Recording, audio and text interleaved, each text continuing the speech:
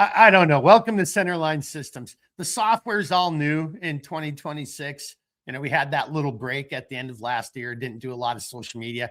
And, you know, just like everybody's got to get, you know, make things different so they can get promoted. Now there's all kinds of bells and whistles. I don't know where anything is anymore. Probably won't even be able to post this video because I'm sure that'll get copyright or something. Who knows? But I'm not monetized and ScrewTube hates me. So whatever. Welcome to Centerline Systems. Hey, this is going to be a shorter video. I'm not going to do a loadout. Our limited run product for the month of February, we decided we're only going to do one product for February because it takes a lot of time to make even just this product. And then we'll have two more again for March. Stay tuned. I'll have more information on that. But our product for the month of February 2026 is going to be the G3 gear roll. The G3 just stands for gear roll Gen 3, you know, however you want to say it, you know, but it's our third iteration. We've got all the videos from the Gen 1 and Gen 2. Gen 3 and Gen 2 are similar. I'll point out some of those differences here in a second. And with the Gen 3, we've added another feature. So without further ado, let's just jump into it. This is our limited run product for the month of February 2026. Got one here in the awesome, always awesome Nemesis camo. Heck, I might as well start right there. So this is empty. I'm going to show it off in a second, but you've got a, well, actually, maybe I should show it off with this other one. Got a little bit of weight in here. Yeah, I'll show it off with this guy. So this is Ranger Green with multicam black. You got a patch panel thing up in the front if you want to, like, you know, put your name up there or whatever, or just cool guy, patches and reflect. All this is reflective. That's why I have it there. You got a drag handle or a carrying handle up on the top. You could use this to hang this, on the hook of a, like of a door at your hotel room. If this was like a toiletries bag, you know, you'll see there's a whole bunch of different mounting options. I'm not going to go into all that. Go see the loadout videos, but on mine, and you will see it in some of the other loadout videos. So I undid the webbing through the tri-glide up here, or the ladder lock, excuse me, ran a tri-glide and then a loop female here. And the tri-glide here is just to lock this plastic buckle in place so it doesn't slide down any further, because then I can plug a shoulder strap in here. Now I can carry it over my shoulder if I want to do it. So I have that set up there. You got MOLLE on the back, so you can attach it to the bottom of a rucksack, the side of a rucksack, attach it to your belt and have it in the small of your back, or in the, in the upper part of your back. And you'd be saying, well, but then I can't access it. Well, that's exactly correct. The concept there would be you'd be pulling security or taking a knee, and then your spouse or your battle buddy would be, manipulating it, letting it unroll, getting that item out of there, and then going from there.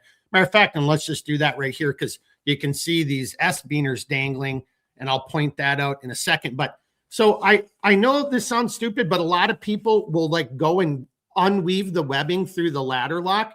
And you don't have to do that. You just have to loosen it up a little bit. The whole design was so you could just slide it off to the side, and then there it is. And then if you're hanging onto that handle, it opens up and unrolls. And then I might as well just do that right now, even though I said it wasn't going to be a loadout video, and it's not. But on all four corners, you've got, there it is. You can see it, binding tape. So you can attach 550 cord, S-beaners, whatever. So if you can kind of pick up what I'm putting down, I could have this mounted up on my chest rack if I was like cooking and I wanted to access this. I could do it on my belt loops, and it would be down like a sporum around my waist, just so I could have it there and access it. Whatever it is that's in here that I was doing. I will do a video. We tried doing it at the end of last year, and it just wasn't a good video. I mean, it just is. This isn't, I don't have a video crew. It's me. I've got some pretty decent, equipment and everything, but it just didn't come out very well.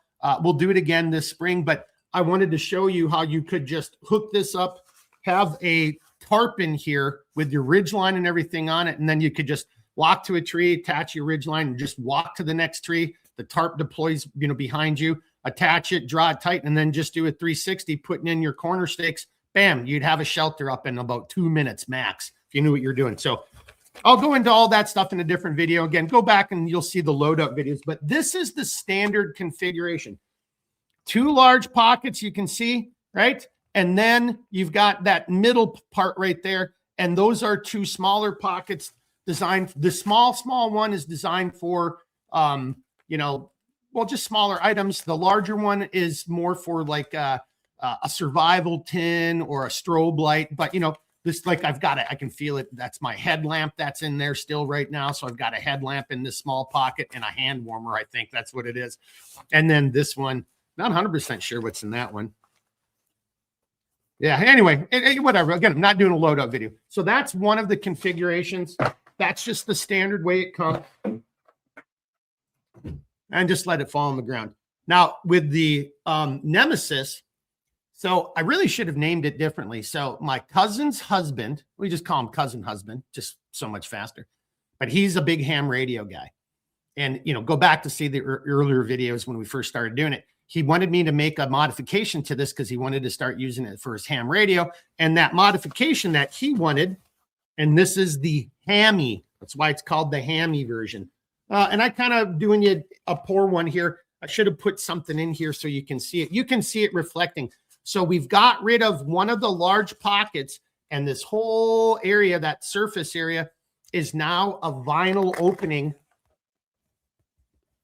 So you could put your map sheets in there, your cheat sheets, you know, your call for fire, whatever you're doing. And this is a clear vinyl.